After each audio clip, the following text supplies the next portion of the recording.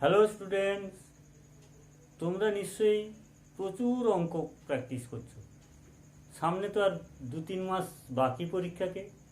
অঙ্ক তো বেশি করতেই হবে তোমাদেরকে।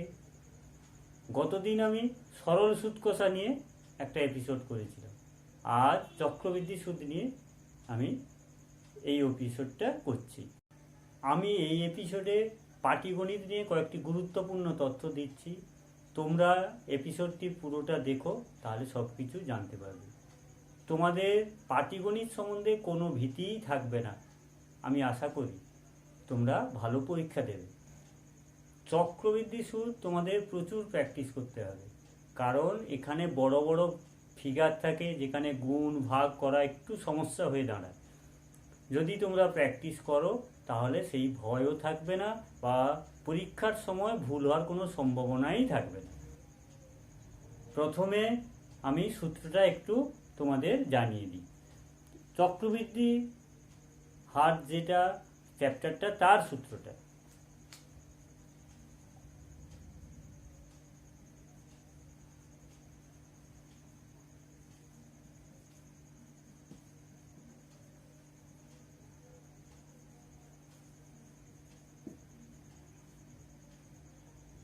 A equal to P into 1 plus R by 100 whole to the power n। তাহলে তোমরা কি দেখলে? A stands for amount, অর্থাৎ সমূল চক্রবৃদ্ধি।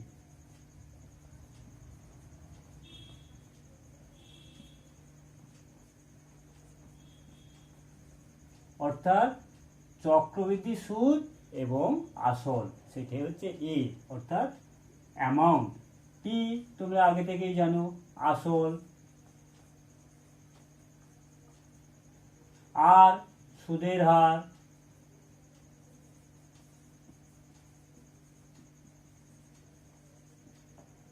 এন সময়।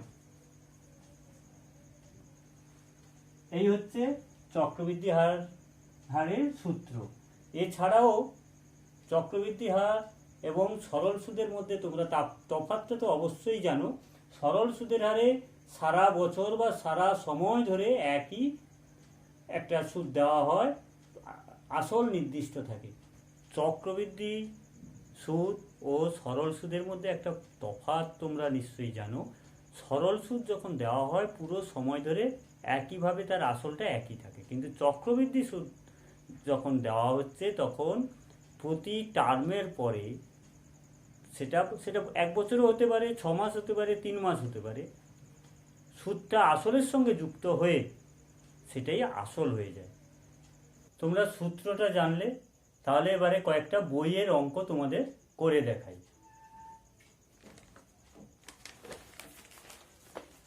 দেখো 111 নম্বর পেজ, 111 নম্বর পেজে প্রয়োগ 19 কি আছে? কোনো মূলধনের 2 বছরের সরল সুদ ও চক্রবৃদ্ধি সুদ যথাক্রমে 840 রুপিজ অ্যান্ড 869.40 রুপিজ। ওই মূলধনের পরিমাণ ও বার্ষিক সুদের হার হিসাব করি। তাহলে তোমরা কি কি এখানে দেওয়া আছে না, সময়টা দেওয়া আছে 2 বছর এবং চক্রবৃদ্ধি সুদ ও সরল সুদের পরিমাণটা দেওয়া আছে। দেওয়া নেই, বের করতে হবে তোমাকে মূলধনের পরিমাণ এবং বার্ষিক সুদের হার। আমি যেটা বের করতে হবে সেটাকে আমরা ধরে নিই। এখানে দেখো বার্ষিক সুদের পরিমাণটা আমরা সবসময় আসলটাকে পি ধরেছি, এখানে আমরাও পি ধরবো, এবং সুদের হার যখন সূত্রে আর আছে আমরা এখানে আরই ধরবো। কি লিখবো? ধরি, তাহলে অঙ্কটা হচ্ছে প্রয়োগ 19। ধরি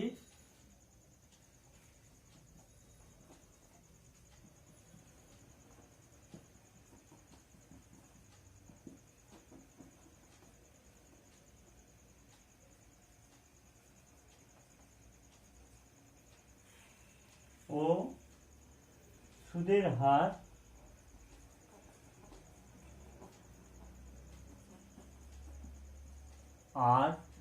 %। লিখে নিলে। এবারে আমি দুটো পার্ট করে নিচ্ছি। কি প্রথমে সরল সূত্রটা আমি বের করব এবং পরে চক্রবৃদ্ধি সুদটা দুদিক দিয়ে আমি করছি। এখানে সরল সুদে কি আসল আমি কি ধরেছি পি, আমি ধরি বলে কথাটা লিখে দিচ্ছি। সময় যেখানে টি, এখানে দেওয়া আছে 2 বছর, 2 বছর। সুদের হার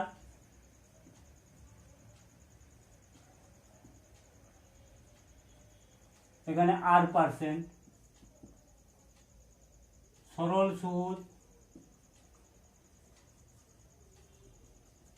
equal to 840।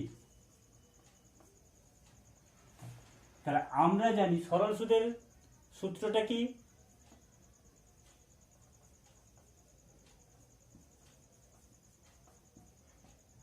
I equal to PTR/100। তাহলে I এর ভ্যালু হচ্ছে 840, P এর ভ্যালু P, T এর ভ্যালু 2, R এর value R/100 or 840 equal to 2PR/100। এটাকে আমরা সমীকরণ 1 লিখব। তাহলে এটা হলো সমীকরণ 1। এবার আমরা চক্রবৃদ্ধির অংশটা করব। কি না, চক্রবৃদ্ধি সুদ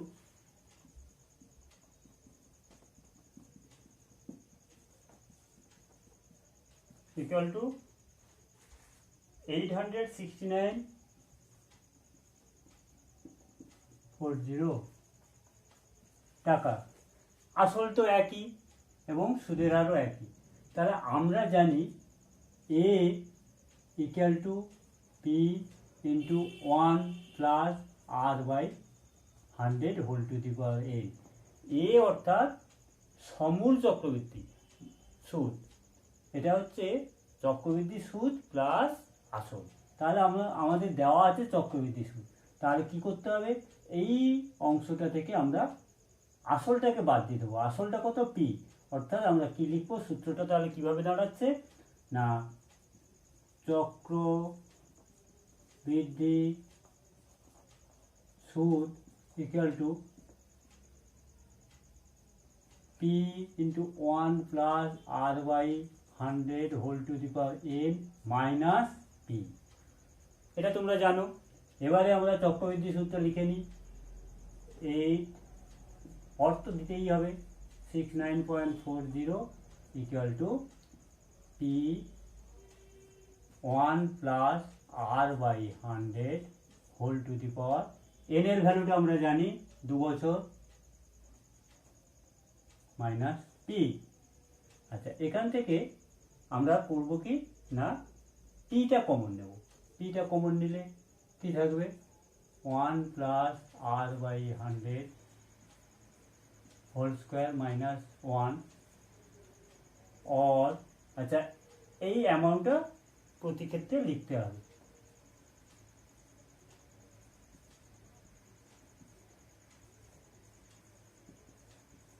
ইকুয়াল টু, এবারে হচ্ছে a প্লাস বি হোল স্কোয়ারের ফর্মুলাতে আমরা এটা ভেঙে দেবো।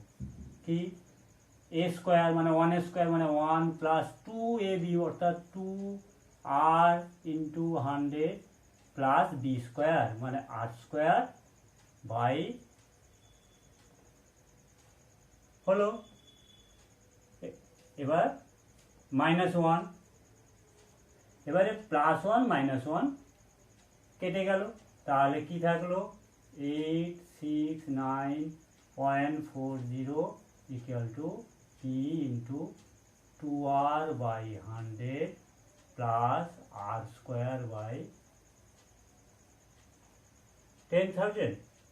তাহলে অর আমরা আচ্ছা এটা লিখে নিই 869.40 ইকুয়াল টু এখানে দেখো 100, এখানে 10,000 আছে, তাহলে আমরা 100 এখানে কমন হবে, আর উপরে দেখো আর এবং আর আছে, আমরা একটা আর কমন নেব, তাহলে পি আর হলো বাই 100, তার মানে এখানে কি পড়ে থাকলো, পি আর পি তো ছিলই, আর চলে গেছে 100, আর বাই 100 গেলে 2 প্লাস আর বাই 100, এটা হলো, এটা আমরা সমীকরণ 2 লিখব। তাহলে এটা সমীকরণ 1 এবং এটা সমীকরণ 2। সমীকরণ দুটো উপরে লিখে নিয়েছি, সমীকরণ 1, সমীকরণ 2। এবার কি করব, আমরা সমীকরণ 2কে সমীকরণ 1 দিয়ে ভাগ করে পাই, ভাগ করতে হবে আমাকে। তাহলে লিখে নেব কি, 2 নম্বর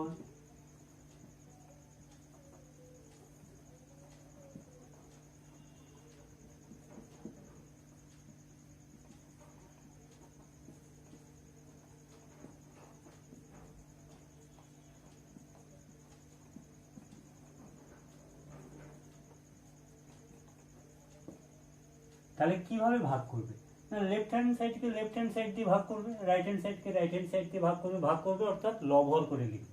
তাহলে 2 নম্বরকে আমরা 1 নম্বর সমীকরণ দিয়ে ভাগ করছি, তাহলে উপরে থাকছে এটা, তাহলে কি থাকছে 869.40 বাই 840 ইকুয়াল টু, এটা লিখে নেব P R by 100 into 2 plus r by 100 by 2 pr by 100 লিখে নিয়েছি আমরা। এবারে দেখো pr by 100 লবে এবং pr by 100 হরে, এই দুটোকে আমরা কেটে দিচ্ছি, অর্থাৎ আমরা লিখব or 869.40 by 840 equal to 2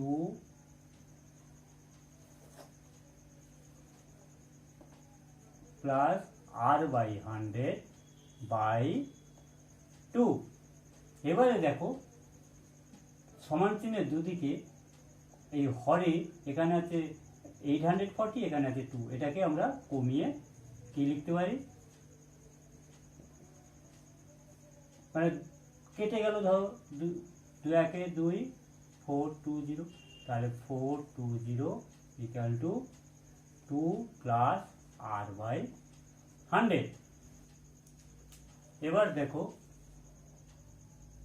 এই ডেসিমেলটা আমরা তুলে দিলাম, তুলে দিলে নিচে আমরা এলো 100 গুণ করলাম, এবারে কেটে কমিয়ে দাও, 0 0 কেটে গেল।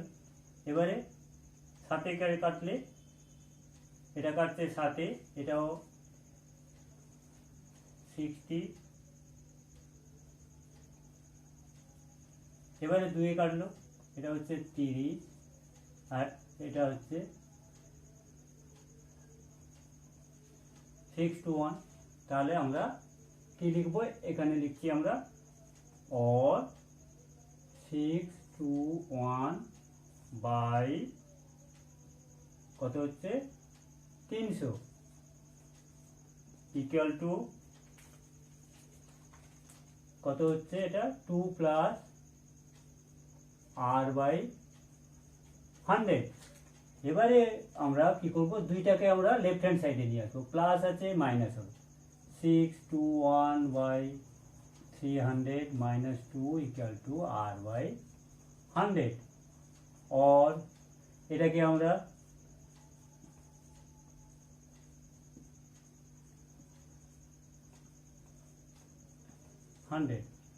বা 21 by 300 equal to R by 100।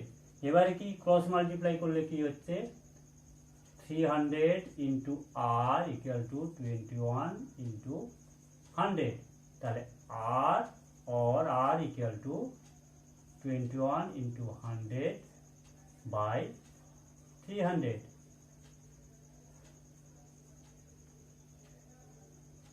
और r इक्वल टू 7%। অর্থাৎ আমরা সুদের হার পেলাম কত, 7%। উত্তরটা আরও একটা উত্তর চাইছে, কি চাইছে না বার্ষিক সুদের হার ও মূলধনের পরিমাণ চাইছে।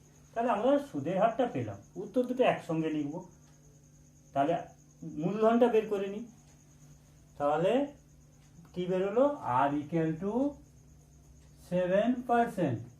তাহলে আমরা কি করব, পি এর মান বের করতে হলে মূলধন 1 নম্বর সমীকরণে আর এর ভ্যালুটা পুট করব। তাহলে আমরা কি লিখব,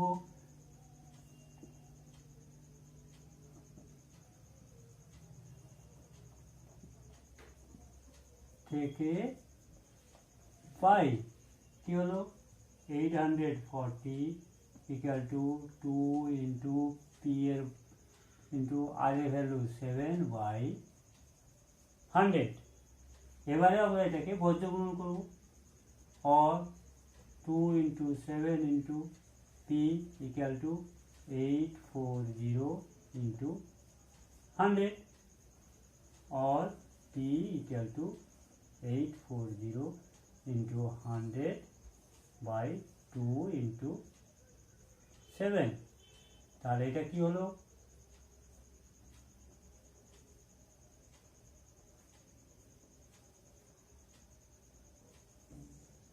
p equal to 6000। তাহলে আমরা তার আসল তার মূলধন কত, 6000 টাকা। এবারে আমাকে উত্তর দুটো লিখে দিতে হবে। উত্তর চেয়েছে কি, উত্তর মূলধনের পরিমাণ ও বার্ষিক সরল সুদের হার কত। তাহলে উত্তরটা কি লিখবে,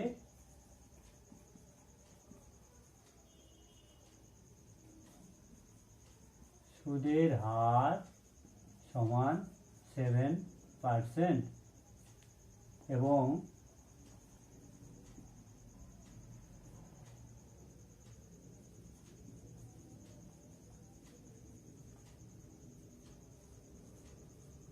মূলধন সমান 6000 টাকা। তোমরা নিশ্চয়ই অঙ্কটা বুঝতে পারলে। যদি কিছু সমস্যা থাকে তাহলে আমাকে কমেন্ট বক্সে নিশ্চয়ই জানাবে। এবার তোমাদের বইয়ের 19-এর অঙ্কটা করে দিচ্ছি। কি আছে, 3 মাস অন্তর দেওয়া বার্ষিক 10% চক্রবৃদ্ধি হার সুদে 6250 রুপিজের টাকার 9 মাসের চক্রবৃদ্ধি সুদ বের করতে হবে, তাই তো। এটা 3 মাস অন্তর চক্রবৃদ্ধি সুদটা দেওয়া হচ্ছে, অর্থাৎ বছরে কবার দিচ্ছে, 4 বার। তাহলে সুদের পর্ব কটা হবে আমরা সেটা আগে লিখে নিই। সুদের পর্ব কটা হবে আমরা লিখব, 3 মাস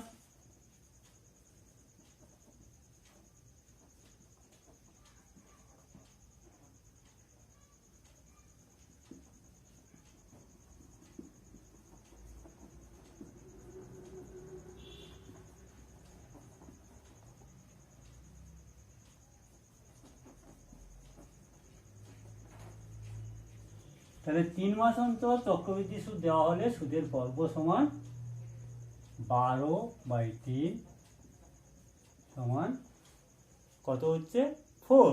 তাহলে সুদের পর্ব হচ্ছে 4। আচ্ছা, সুদের পর্ব যখন 4, তোমরা সূত্রটা জানো নিশ্চয়ই।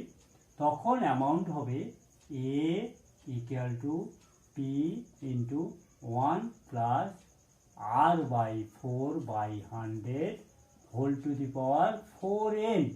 তোমরা নিশ্চয়ই এই সূত্রটা জানো। যখন সুদের পর্ব 4 হবে তখন r/4, আর এখানে n এর পরিবর্তে হবে 4n। আর সুদের পর্ব যদি 2 হয় তাহলে তখন হবে r/2, আর এখানে হবে 2n। আর সব একই। এবার কি কি দেওয়া আছে লিখে নিই। দেওয়া আছে কি না, চক্রবৃদ্ধি হারের বার্ষিক সুদ কত। তাহলে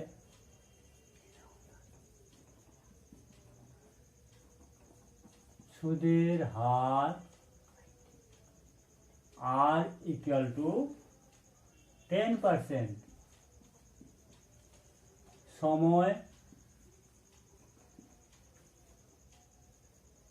ইকুয়াল টু 9 মাস। এটাকে তোমাকে বছরে কনভার্ট করে নিতে হবে। তাহলে কত হচ্ছে, 9/12 বছর ইকুয়াল টু 3/4 বছর। আর কি না আসল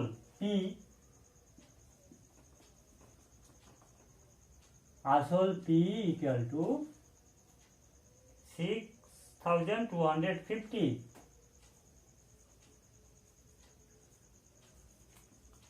টাকা। তাহলে এটা আমরা এখানে বসাবো। এটা কিন্তু অ্যামাউন্ট বেরোচ্ছে, সমূল চক্রবৃদ্ধি বেরোচ্ছে আগে। তাহলে এ ইকুয়াল টু 6,250 আর কত 10/4/100 इंटू 4 3/4 और ए इक्वल टू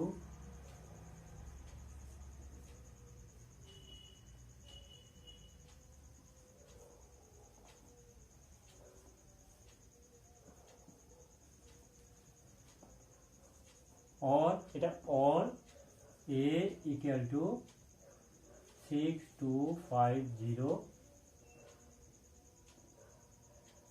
इंटू এটা হচ্ছে কত হচ্ছে 410/400 होल टू द पावर 3 और a इक्वल टू 6,250 इंटू এটা কিউব আছে অর্থাৎ 3 বার মাল্টিপ্লাই হবে। তাহলে 410/400 इंटू 410/400 इंटू 410/400। এবারে আমরা এটাকে ছোট করে দিই, একটা একটা করে কেটে দিই, 0 হয়ে গেল। এবারে এখানে একটা জিরোর সঙ্গে একটা জিরো কেটে দিই। এবারে আমরা করব কি 5 দিয়ে কাটবে, 8 এটা 25 আবার এটা কত হচ্ছে 5 দিয়ে কাটলে 8 এটা হচ্ছে 25। তাহলে কাটাকাটির পরে দাঁড়াচ্ছে a equal two 25 into 41 into 41 into 41/4 into 8 into 8। এগুলো বড় মাল্টিপ্লাই তুমি ডান দিকে দাগ টেনে তোমরা করবে, আমি করে a ইকুয়াল টু কত হয়েছে এটা 1723025 লবটা গুণ করে এবং নিচটা হচ্ছে 8 ইন্টু 8 ইন্টু 4 ইকুয়াল টু 256। এটাকে তোমরা ডিভিশন করবে, এটা কিন্তু ভাগ কাটবে না। তাতে কি আসবে 6730.566। এবারে এটা কি করবে না আমরা টাকা পয়সাতে সাধারণত দশমিকের পরে দুটো ঘর থাকে, এখানে 3টে আছে, এইটাকে বাদ দিতে গেলে 5 অথবা 5-এর বেশি থাকলে এই ঘরটা একবার। তাহলে কি হবে 6730.57 অ্যামাউন্ট বেরোলো এত টাকা। এটা হলো অ্যামাউন্ট অর্থাৎ আসল প্লাস চক্রবৃদ্ধি সুদ। আমরা আসলটা কত জানি 6250, আমরা জানি আসল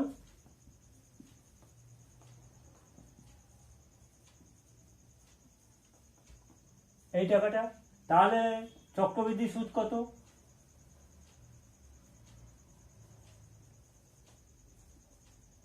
তাহলে এটা থেকে আমরা আসলটা বাদ দিলেই পেয়ে যাব।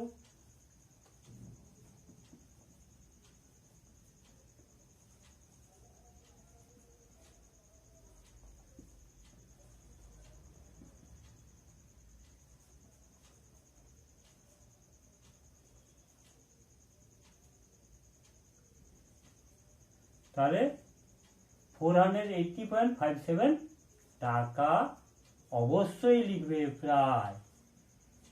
আচ্ছা, এইখানে যখন তুমি এইটা লিখেছো যে 6730.57 এখানে টাকা লিখলে প্রায় কথাটা অবশ্যই লিখতে হবে, যদি না লিখো তাহলে নম্বর কম পেতে পারো। তাহলে কত হলো চক্রবৃদ্ধি সুদ, কত হলো 480.57 টাকা প্রায়। তাহলে সুদ তোমাকে চাই যে চক্রবৃদ্ধি সুদ কত, তাহলে উত্তরটা তোমরা কি লিখছো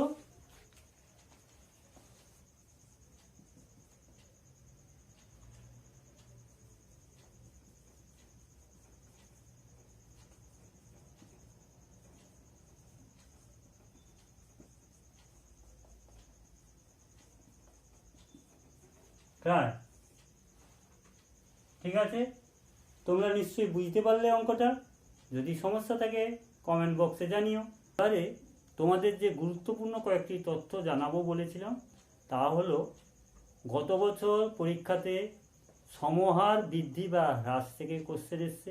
এবছর কিন্তু চক্রবৃদ্ধি সুদ থেকে আসার চান্সটা বেশি বেশি বলে আমার মনে হয়।